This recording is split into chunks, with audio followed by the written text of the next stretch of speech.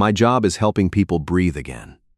All day in the ICU, I put my hand on a stranger's chest. I count. I pull them back from that thin line between getting air in and not. I am good at it. What no one knows is that for 3 years, I never let a single person hold me up. I taught myself that needing someone was weakness, that every burden was mine alone to carry. Until one morning, walking off shift, crossing an empty parking lot, I heard someone who couldn't breathe. I had no idea the person I knelt down to save that night was anyone's daughter. I had even less idea that her mother, a few hours later, would walk in holding the power to decide my entire future. My name is Daniel Hayes, 28 years old. And this is the morning everything started to turn. If you're someone who believes the quietest moments are the ones that change us most, then you're in the right place. Subscribe and stay till the end, because the way this story closes is not something you'll see coming from here. For 6 years, I've worked as a respiratory therapist in the intensive care unit of a large hospital in Atlanta. On paper, it sounds stable. In reality, most days, I live like a machine that's long past due for service but keeps getting told to run anyway. My regular hours are 7 in the morning to 3 in the afternoon. But before my shift and after it, I take in-home care work for critical patients who've just been discharged, and a few nights a week I drive. I don't do it because I like being busy. I do it because there's no other way. 3 years ago, my father needed emergency heart surgery. The operation was a success, but the complications afterward kept pulling him in and out of the hospital and rehab for almost a year. Insurance covered part of it. The rest became a medical debt my family had no way of paying. My mother passed away while I was still in school. My father had already spent most of his savings getting me through, so when he fell ill, walking away was never an option. I kept the day job, added the evening care shifts, picked up the late-night rides. Whatever was left after rent and groceries went straight to the hospital bills. There's a strange thing about my work that I rarely say out loud. All day, I help people breathe. I put my hand on a stranger's chest. I read every number on the monitor. I adjust the machine. I count. I pull them back from that thin line between getting air in and not. I'm good at it. I know when a lung is giving up and when it just needs a little more time. But I never let anyone do the same for me. For 3 years, every time someone asked if I was okay, I said I was fine. I taught myself that needing help was weakness, that if I let anyone see me worn down, that weight would become theirs, and I had no right to do that to them. Exhaustion, after a long enough time, just becomes background noise. You stop hearing it. You think it's normal. That morning, I had just finished an overnight in-home shift. An old man on a ventilator, his children far away, and I was the only one in that house listening to his breathing until the sky started to lighten. By the time I got to my car, it was almost 5. I had an ICU shift at 7. If I drove straight home, I could maybe close my eyes for 40 minutes. Then my phone pinged with a ride nearby. $40. I looked at the number for a moment. $40 covered part of my father's next prescription. I accepted. But the ride canceled before I even reached the pickup. I shut off the app and sat behind the wheel a while. It was almost dawn now. Driving home and back wouldn't leave me time to sleep, so I drove straight to the hospital, figuring I'd close my eyes in the car in the lot before my shift. I cut the lights and was about to step out. That's when I heard it. A sound I recognized instantly, because I hear it every day in my work. The sound of a person trying to draw air in and failing. Not crying, not calling out. The sound of a chest closing. I turned. At the far end of the lot, under a weak yellow light, a young woman was sinking down beside a car. One hand clutched the front of her shirt. The other pressed flat against the concrete, as if the ground were tilting under her. I could have kept going. I was exhausted. I had a father waiting on prescription money, a shift in 2 hours, and I owed this stranger nothing. That would have been the most reasonable choice. I don't remember deciding. I just found myself walking toward her. I knelt down, far enough that I wouldn't frighten her more. Her eyes were wide on me, pupils blown with fear. She was trying to say something, but the air wouldn't come. I knew that look. I see it every week, on the faces of people who wake in the night and forget their lungs still work. I kept my voice low, and even the same voice I use in the unit when every number on the monitor is moving the wrong way. I told her she was okay, that she was getting more air than she thought, that she only had to follow me. I didn't touch her. I just held my hand out, set it in the air between us, and started to count. Breathe in. 1, 2, 3, 4. Hold. Out. Slower than the breath in. She couldn't do it the first time, or the second. But I didn't stop counting, and by the 5th, I watched her shoulders drop a little. Her chest began to remember how. The rasp in her throat softened into a real breath. It took almost 10 minutes before she could sit up straight. When the panic drained away, what was left on her face was a total exhaustion. The kind I recognized, because I see it in the mirror every morning. She told me she'd been at the hospital all night. Her grandmother had just come through surgery, and she was the only one in the family who'd stayed till morning. When she got to her car, she sat down behind the wheel, and her hands couldn't grip it. She couldn't drive. She didn't even remember getting out of the car. I asked where she lived. She gave me an address in the lakeside neighborhood north of the city. I told her I'd take her home, that her car could stay, and she'd come back for it in the morning, that she shouldn't be driving now. She didn't argue. She just nodded, the nod of someone with nothing left to take care of herself. I handed her an unopened bottle of water from the car and drove. After a while, she asked how I knew what to do when she couldn't breathe. I told her I worked in intensive care. And then, I don't know why, I told her more. I told her I was used to long nights like this, because my father had spent almost a year in hospitals after heart surgery, and the bills that came after were the reason I still picked up work before dawn. I'd never said that to anyone at work. Maybe I could say it because I was sure I'd never see her again. After that, she went quiet, and so did I. Her name was Sophie.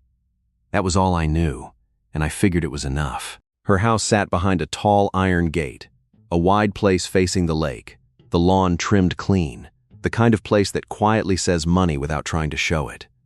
I parked near the front steps. Sophie was still unsteady, so I helped her up to the main door. The door opened before I could knock. A woman stood inside. Early or mid-40s, in dark slacks and a plain white button-down shirt, her hair pulled back neatly. She had the kind of face that's beautiful in a sharp, no-nonsense way. Her eyes took in the whole scene in a single glance. She looked at Sophie first. A flicker of worry crossed her face, then vanished behind a calm mask. Then her gaze moved to me. I said I'd found Sophie in the parking lot, that she'd had a panic attack and couldn't drive, that I only wanted to get her home safe. The woman took her daughter's arm. "Thank you." 2 words. No question about my name. No small talk. No warmth. I nodded and walked back to my car.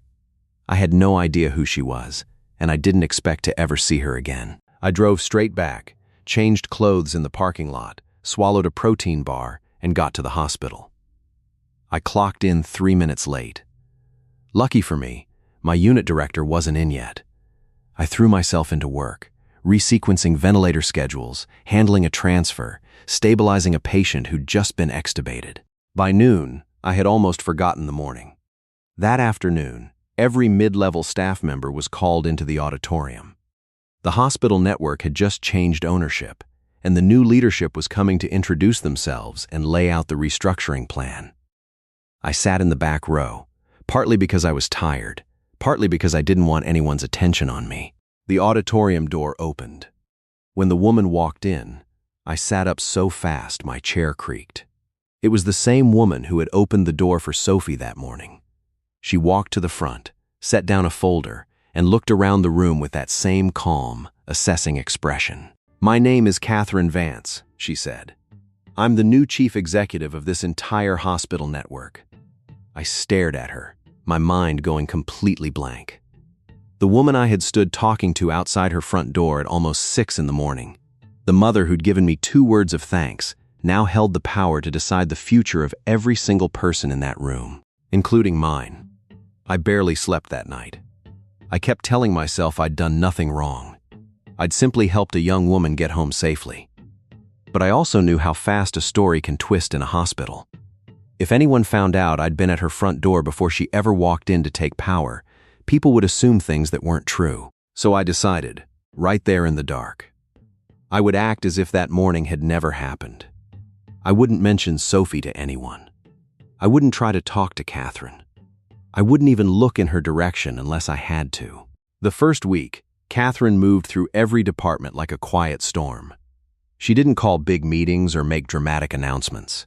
She just showed up, stood in corners, listened, and asked questions so precise they were almost uncomfortable. Most of the time, she came to the ICU late in the afternoon, when the department heads had mostly gone home. I tried to ignore the feeling that she seemed to come more often during the exact hours I was running the floor. One Wednesday, she sat by the window for nearly 40 minutes while I went over the ventilator handoff process with my team. She didn't say a word until the end. Then she asked why I had changed the settings protocol for the weaning patients without updating the official documentation. I explained that the old protocol created 3 unnecessary bottlenecks, that I'd tested the new one for 6 weeks, and that average weaning time had dropped. She asked if I'd submitted a formal proposal. I told her I'd sent it twice. The first time, no one answered. The second time, I was told it would be reviewed next quarter. She wrote something in a small notebook and left without another word. She came back the next week, and the week after that. I kept reminding myself she was just doing her job, reviewing every corner of the network. But I also noticed she only appeared in the ICU when nearly all the senior staff had gone. It felt deliberate, even if I couldn't prove it. Then one afternoon, I was called up. They offered me the chance to lead the 6-month project restructuring respiratory protocols across the whole network, reporting directly to the chief executive's office. It was the biggest opportunity I'd ever been given. The problem was that it required evening work and some weekends. I couldn't take it. If I dropped the night care shifts and the rides, I wouldn't have enough for my father's monthly payment. If I tried to carry the project on top of 3 jobs, I'd burn out fast. I declined, with the same reason I'd always used: limited personal availability. I thought that would be the end of it. It turned out to be only the beginning. 2 senior managers who'd expected that project to land in their hands started making my life harder: Brett Olson and Marcus Doyle. Both had more seniority than me, more connections than me, and neither could understand why a tech who left on time every day like I did had caught the attention of the executive office. They didn't attack me openly. They started small. An analysis I'd written on the weaning protocol suddenly showed up in their team's report, with their team's name on top. An improvement proposal I'd submitted months earlier was presented by Marcus in a leadership meeting without a single mention of me. Conversations stopped whenever I walked into a room. Then the rumors started. People said I'd had a personal relationship with Catherine before she ever took over. Someone must have learned I'd driven Sophie home that morning, because the story twisted into proof that I was using the boss's daughter to climb. In just a few weeks, 6 years of steady work started to look suspicious. Every achievement could be explained away as favoritism. Every opportunity could be seen as a reward for something that never actually happened. What hurt most wasn't that they took my work. It was the way it made me doubt myself. I began to wonder whether Catherine really came to the ICU for work or for something else. I started replaying every word I'd ever said to her, looking for the place where I might have crossed a line. I didn't find one. But doubt, once it's in, doesn't need proof to stay. I had saved everything. Every email, every timestamp, every original version of the documents they were claiming as their own. But I didn't file a complaint. I'd seen what happened to people who accused senior managers of stealing their work. Brett and Marcus had more connections than I did, and I was already tagged as the one with a relationship to the executive. If I asked Catherine to step in, the rumors would only get more fuel. If I stayed silent, my work would keep getting taken, piece by piece. So leaving seemed like the only way to take back some control. Here's something I've never told anyone. Part of me almost felt relief at the thought of walking away, because retreating was something I knew how to do. I'd done it my whole life. Before a person could leave me, I'd already placed myself outside. Before anyone could see that I needed them, I'd already proven I didn't. Quitting wasn't failure. It was my familiar way of never having to stand in the place of the one being left behind. One Thursday night, after everyone had gone, I opened a blank document and wrote my resignation letter. I didn't send it right away. I left it in drafts for 4 days, reading it over and over to be sure I wasn't acting on impulse. In those 4 days, nothing got better. Marcus kept taking credit for my ideas. Brett kept dropping lines in meetings about how important positions should go to people whose achievements were independently verified, not to those who benefited from special circumstances. He never said my name. He didn't need to. Every time he spoke, a few people in the room glanced at me. Monday morning, I came in earlier than usual. I opened the resignation letter one last time, read it through, and hit send.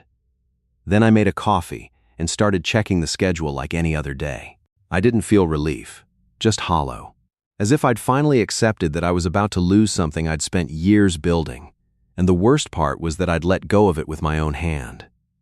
What I didn't know was that Dale Whitmore, my direct department head, had seen the draft of that letter a few days earlier when he came into my office to discuss something else.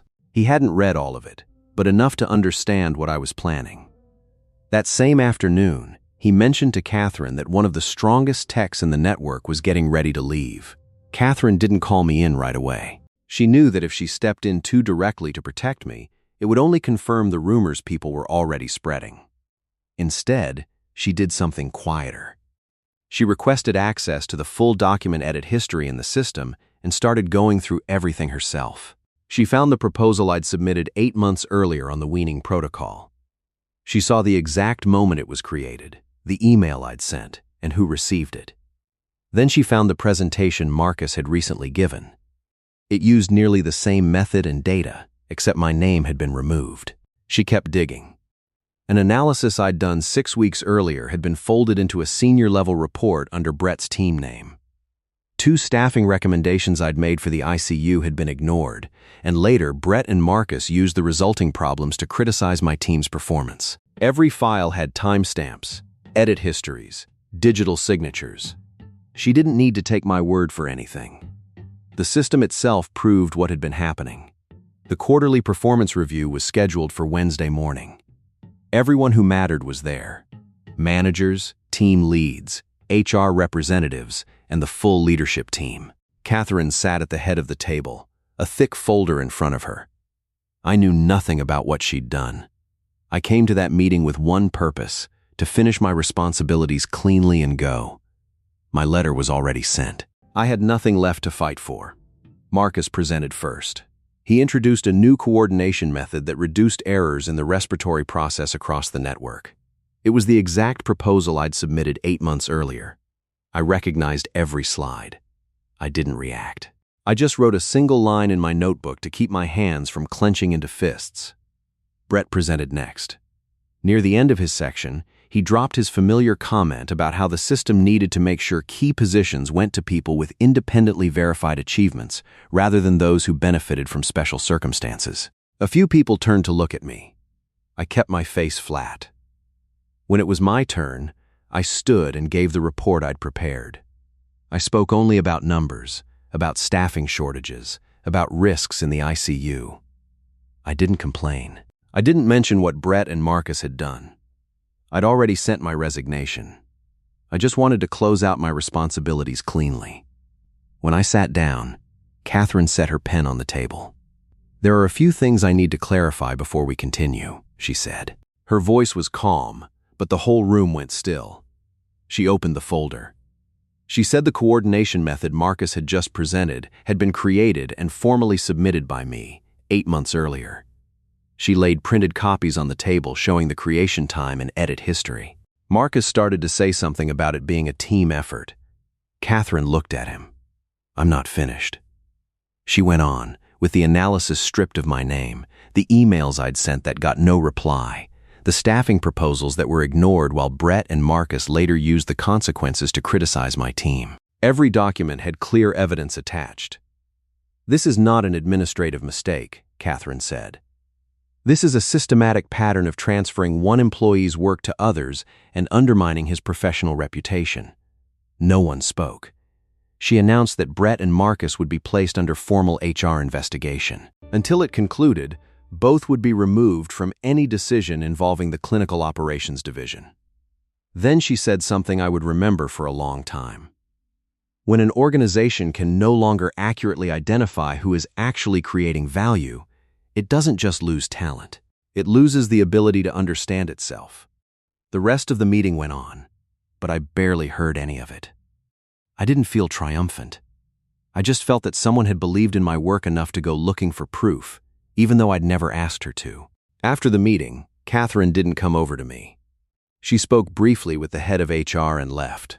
I went back to my desk. About 10 minutes later, an email arrived from the chief executive's office. My resignation had been received, but before processing it, Catherine wanted to meet me at 3 that afternoon. I arrived on time. Her door was open.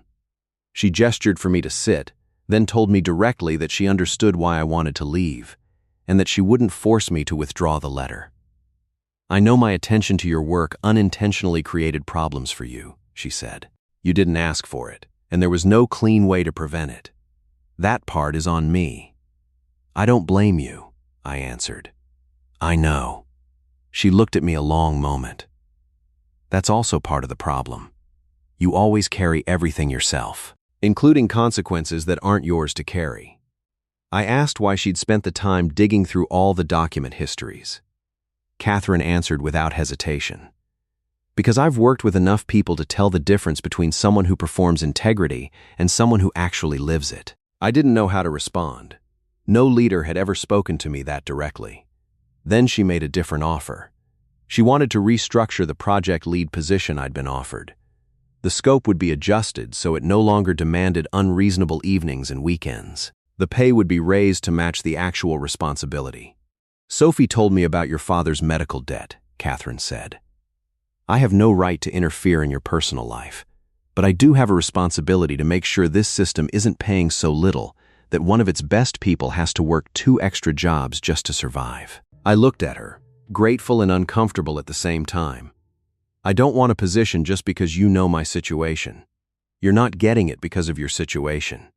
She slid the revised job description across the desk. "You're getting it because you're the right person for it.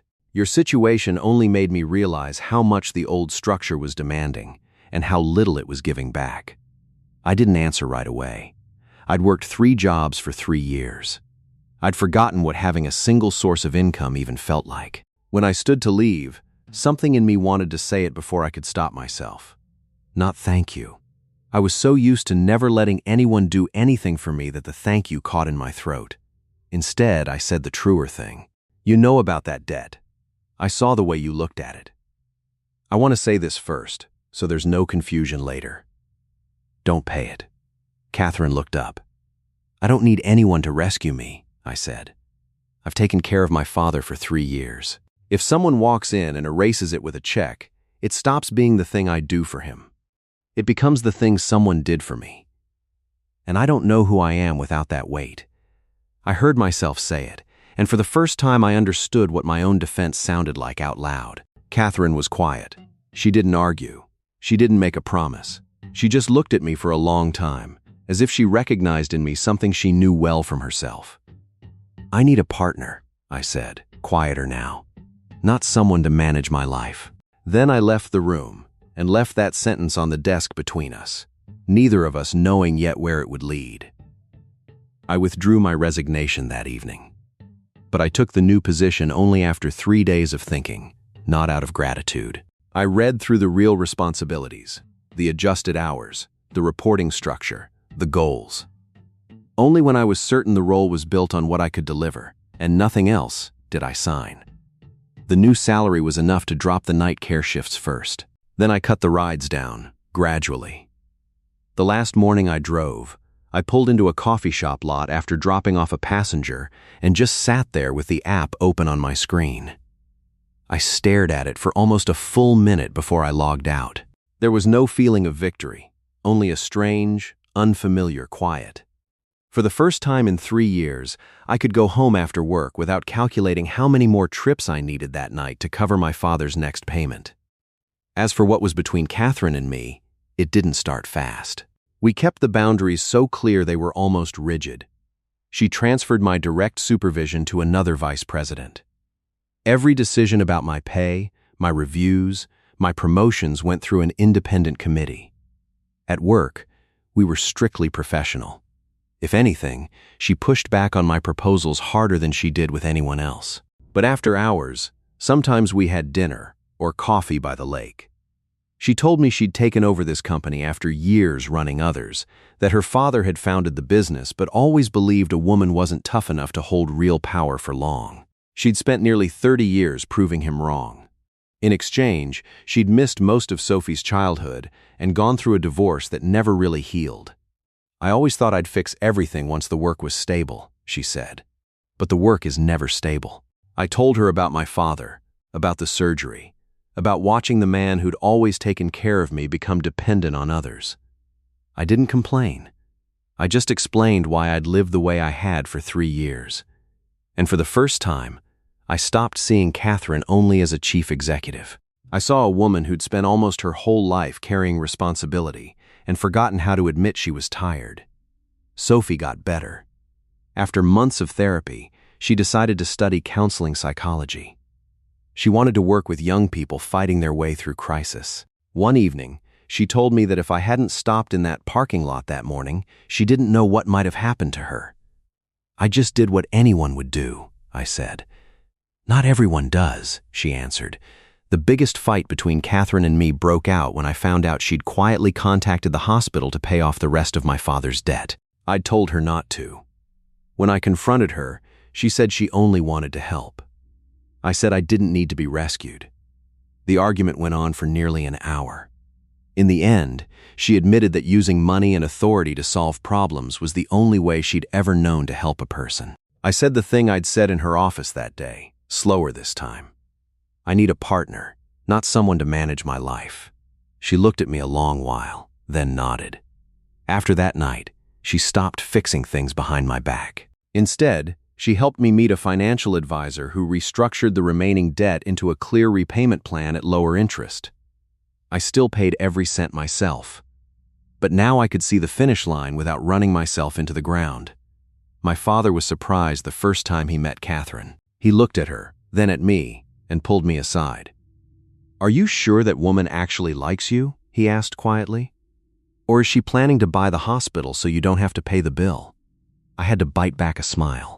But over dinner, he watched the way Catherine helped him stand without making him feel weak. She never mentioned her title. She didn't pry about his health. She just treated him like a person. Before she left, my father said to her, "Daniel lives like every burden has to be carried by him alone. If you're with him, don't let him keep doing that." Catherine looked at me and answered, "I'm trying." 2 years after she took over, the restructuring project I led finished ahead of schedule. The new system cut operating costs significantly and improved schedules for hundreds of clinical staff. I was offered the position of Regional Director of Clinical Operations. The decision came from the independent board. Catherine had no part in it. I accepted. By the end of that year, the last of my father's debt was paid in full. The night the final confirmation came through, there was no big celebration. Just 4 people around a table and a cake Sophie had bought in the wrong flavor. It was one of the most peaceful evenings I can remember. We never tried to turn our family into a perfect story. Catherine and Sophie still disagreed sometimes. My father still needed regular checkups. Catherine and I still argued because she wanted to control everything, and I still had the habit of disappearing when things got hard. But we stopped walking away when things got uncomfortable. One weekend morning, I drove Catherine and Sophie past the corner of that old parking lot where I'd knelt beside Sophie that morning. Sophie pointed out the window. "Right there." Catherine looked at me. "You could have kept going." "I thought about it," I answered. "So why didn't you?" I kept my eyes on the road ahead. Because she couldn't breathe, and I was the only one who heard. Catherine laid her hand over mine on the wheel. Outside the glass, the lake lit up under the early sun. I didn't look at the lake. I was watching the road, and I let her hand stay where it was. There are people who spend a whole life being good at helping others up, so good they forget they're allowed to fall into someone too. It took me 3 years to understand something simple. Accepting help didn't make me weaker. Sometimes self-respect isn't carrying it all alone. It's recognizing who truly wants to stand beside you. And sometimes the person who changes your whole life walks in from the place you'd least expect. A dinner you thought would never happen. A stranger at the door in the middle of a storm. A sentence that slips out before you can take it back. Those small moments are always waiting here. Quiet Porch Stories is a place for anyone who believes the most important things usually arrive very softly. If a story today reached something in you, stay here with us. Quiet Porch Stories. Small stories about the moments that change everything. We'll see you again.